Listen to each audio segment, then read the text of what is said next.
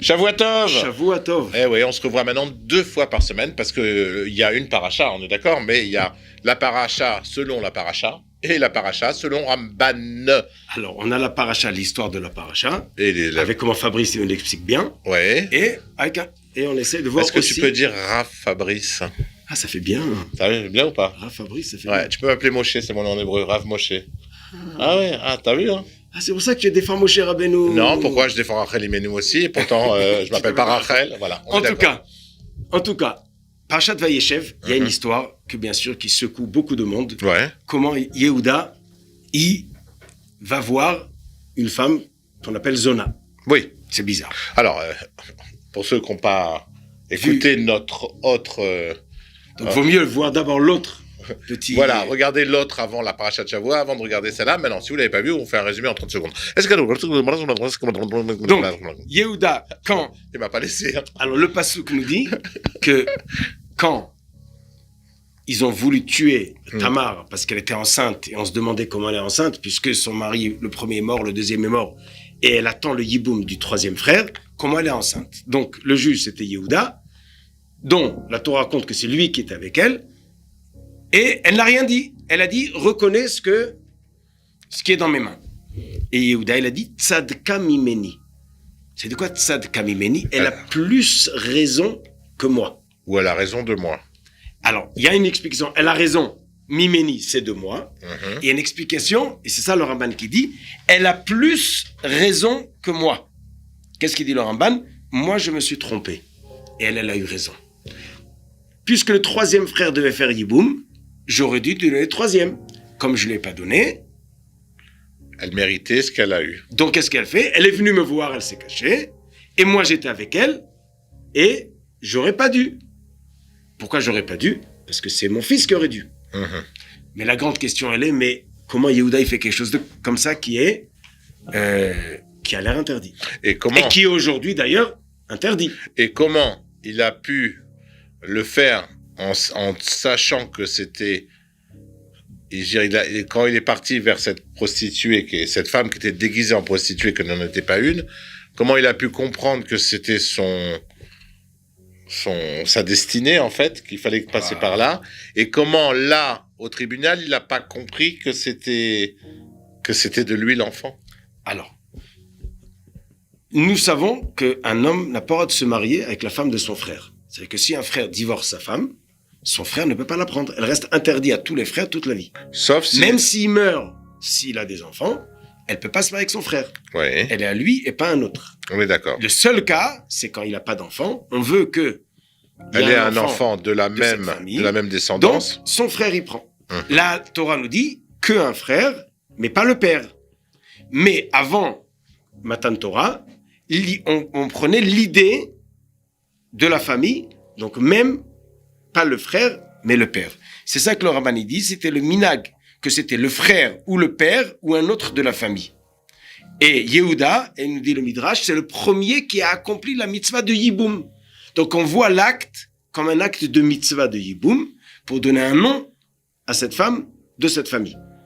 Donc les enfants qui sont morts, il y a un nom qui va naître, voilà. Et ça va donner un nom qui va être au nom de ses frères. S'il s'appelait Benichou, eh ben... Non, s'il s'appelait Yosef, et il est mort, sa femme va avec son frère, et l'enfant va s'appeler Yosef. Benichou toujours, puisque c'est la même famille. Ou pas Benichou, ou Fabrice, ou Mamou. Non, le nom de famille, ça va être Benichou. Si le frère qui est mort, il s'appelle Benichou, elle va avec l'autre frère, eh ben il sera... oui, il va s'appeler le nom de famille. Ah voilà, des fois tu me suis. Des fois je comprends. Et des fois pas. Voilà. En tout cas, donc la mitzvah de Yiboum avant Matan Torah, elle était plus large qu'elle l'est après Matan Torah. Qui est réduit donc au frère. aujourd'hui, on peut pas faire comme on le ressent ou on le veut, seulement ce que la Torah le permet. Le frère est dans le cas, il n'y a pas d'autre, qu'il n'a pas eu d'enfant. Ok. Mais avant, c'était pas comme ça, c'est que c'était un des frères, sinon le père, sinon un autre, un cousin, un oncle. Le problème, c'est que il y a une liste. D'abord le frère, après le père. Donc, Tamar, elle attend le troisième frère. Yehuda a peur de donner le troisième frère. Il dit, mes deux premiers, ils ont fait des bêtises. Ils se sont mal conduits, ils sont morts. Mon troisième, il est jeune, il risque de faire des bêtises aussi. Et à partir de combien d'hommes tués, on dit qu'une femme, c'est une tueuse? Alors, il y a Merloquette 2 ou 3. Donc là, on est sur le...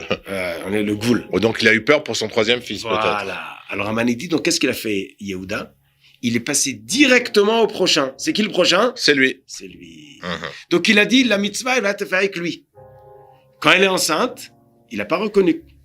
Donc, il a dit, celle-là, elle a fait znout.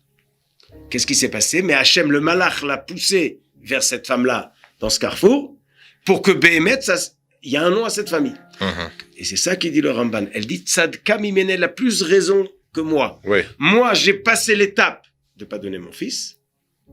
Et elle a raison que j'aurais pas dû passer l'étape. J'aurais oui donné le fils. Et elle a eu raison, c'est qu'elle a gardé le nom de la famille et elle est venue chez moi quand elle a compris que je donnerais pas le troisième. Et il y a autre Donc, chose. elle a été obligée de contourner à cause de moi. J'ai Et compris. c'est ça le tzadka Mais mimeni. tu oublies quelque chose. Elle a aussi raison parce que elle savait que c'était Yehuda qui venait à elle. Voilà. Mais lui, il l'a pas reconnu. Voilà. Elle s'était déguisée. Donc d'un côté, tu as un acte pur qui est d'aller vers Yehuda. De l'autre côté, tu as l'acte de Yehuda qui va vers quelqu'un qui reconnaît pas. Il va pas pour faire la misva. Voilà. Mais, dans sa tête, cette chose-là, c'est Yiboum. Et il a raison que si c'est pas le troisième, c'est lui. Mais il fallait d'abord aller chez le troisième. Donc elle avait plus raison que C'est ça qu'il lui. dit tzadka mimeni. On est d'accord. Elle a eu raison, c'est de moi. Mais elle a plus raison que moi, j'aurais pas dû sauter les étapes. Donc quand le malach l'a poussé, il a compris que cette femme, il y a quelque chose. Mhm. Mais il n'a pas compris ce qui s'est passé. C'est que quand elle a raconté ce qui s'est passé, tzadka mimeni, elle a eu raison. Bon. Moi, j'ai pas fait de faute. Elle est venue vers moi parce qu'elle savait que je vais pas aller le troisième. Donc, s'il n'y a pas de troisième, c'est moi. Mais j'aurais pas dû le faire parce que j'aurais dû passer d'abord chez le troisième. Voilà. Donc j'espère que vous avez réussi à nous suivre. Et Si jamais vous n'avez pas réussi, on est dans le replay et vous allez regarder dans le replay l'autre émission de la paracha normale, sans Ramban, et vous revenez après dans le replay sur cette émission-là, et là, vous allez la comprendre tout de suite. Même moi, je l'ai compris, donc si moi je la comprends, tout le monde va la comprendre. Mais, il va ajouter un petit mot. Non, je veux C'est dire que- au revoir. Alors, au revoir. Bon, Shabbat vas-y. shalom. À la Non, semaine prochaine. jamais, À la semaine prochaine. jamais je te coupe. Un petit mot. Alors, un petit mot. On ne peut aujourd'hui utiliser des chemins tordus, même pour de bonnes raisons. C'est seulement avant Matan Torah qu'on pouvait arriver au bon but, même par des chemins qu'on connaissait pas, ou qui sont pas complètement. Nous, on peut pas le faire, mais tu t'aperçois dans la vie de tous les jours qu'il y a beaucoup de chemins tordus qui ont amené à des très bonnes choses, et Eretz Israël en est l'exemple. Chaque Akadosh chose- Baruch Hu, il a des chemins, il contourne toutes sortes de choses. Voilà. C'est pas dans nos mains, mais nous, notre devoir, c'est de suivre la Torah comme elle est marquée, Mhm. et pas d'aller chercher, comme il s'appelait comment, celui qui volait pour aller aider les pauvres. Robin des Bois. Robin des Bois. Ah, Alors, Robin des Bois, tu c'est l'as connu? Non. Ah. J'ai T'as entendu parler. Voilà. Il y avait Arsène Lupin qui faisait ça aussi. J'ai pas D'accord. entendu. ok. Alors Robin des Bois, il croyait, voilà, je vais aider le pauvre. Et il se met à voler. Ah bien. Tu fais ce que tu dois faire, laisse Dieu contourner les choses, arriver là où ça doit arriver. D'accord. Alors Shabbat Shalom. Shabbat Shalom et à la semaine prochaine. Bezrat Hashem.